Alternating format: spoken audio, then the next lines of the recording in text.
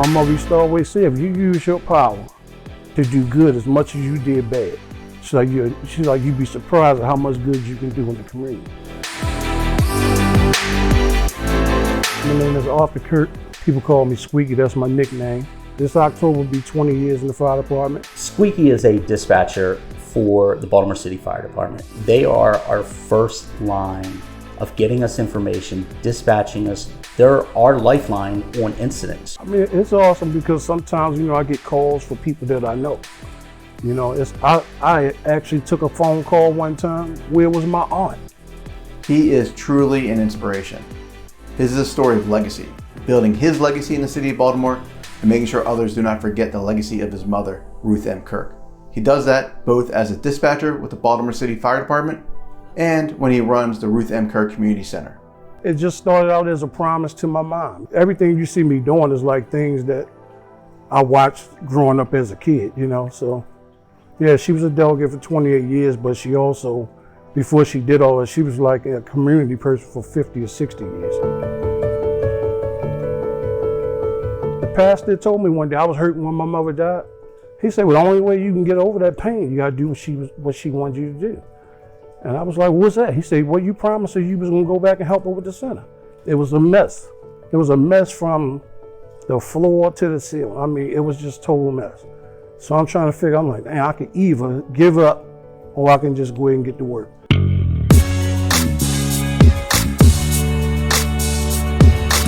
We dedicated ourselves to really just trying to make sure these kids stay on the right track. You know what I mean? Because it's tough. This is a safe haven, a safe place for kids to go where they can receive help with their homework, meet with a mentor, play with friends, learn about gardening, horseback riding, piano, get food if they're hungry, get clothes if they need clothes. One of the principals that called her late at night was like, well, can you get this? It was like, can you get soap pad? Can you get underwear? Can you get socks? It was like everything. So I'm like, well, damn, what the hell they need all that for? And the lady explained, she said that when the kids come to school, they give them showers.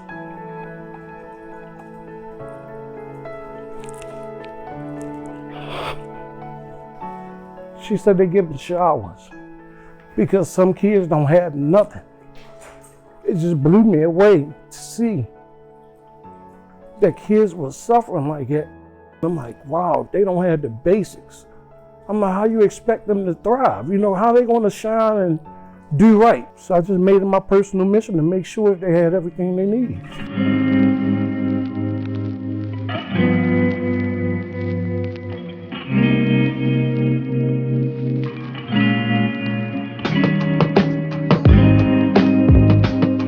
The programs he provides to the kids over there, it's just awesome.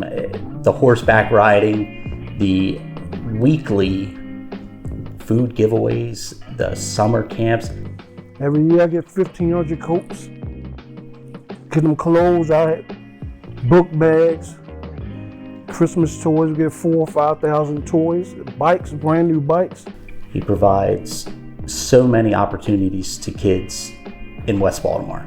These kids don't want to be bad. They don't want to go down that road. You just got to keep showing them that they can do other stuff.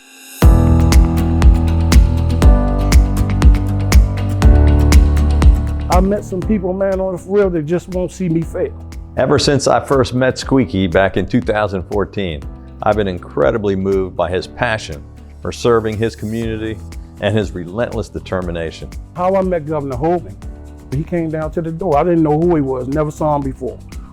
And he said, listen, he said, Squeaky, you don't know me. He said, but listen, I don't want nothing from you. He said, win or lose, I'm going to help you. So I never heard from the guy again. It was like, what? Then when the election night, he won. The next day, my phone rang. I'm walking down Saratoga Street. He said, it's me, Larry. I say, Larry who? He said, the new governor. He said, yeah, you anywhere near the center? I was like, I ain't far from it. He said, all right, well, be there. He said, I got some people coming to see you. And I said, I know them black trucks pulled up around here, and we've been rolling ever since. Everybody that comes in here is retired from somewhere. I'm talking about 30 years here and there. I got people that can't stay out of this place. I tell them all the time, take a break. they can't stay out of it. They're addicted, you know? Can't get away from the place. It's like a drug. I walked in here with my grandmother maybe 6, 7 years ago, and I never stopped coming. I find myself there at least 4 to 5 days a week. Wasn't expecting that. I said I was going to relax and retire and do some work around my house. But I figure the need is much greater. The advisory council can help Arthur in his good deeds in West Baltimore by helping support him, volunteering over there, helping him establish other relationships that he may not have looked in. I talk to Rich and I try to tell him, I say, listen, there's more power in the community than anything. People respect seeing you dedicate your time, real time. My mom put a lot of work in, and her legacy is able to live on through me, my sisters, and everybody. So it's like, that's more important than anything right now, you know? So maybe my kids be able to live off of my legacy, my mom's, my sisters, my brothers. My name is Jason Plotkin. I'm the chairman of the Baltimore Firefighters Community Advisory Council and the CEO of the Pinder Plotkin legal team. The Baltimore City Firefighters Community Advisory Council is going to continue to tell stories just like Arthur's. Stories of first responders giving back on the job and in their community.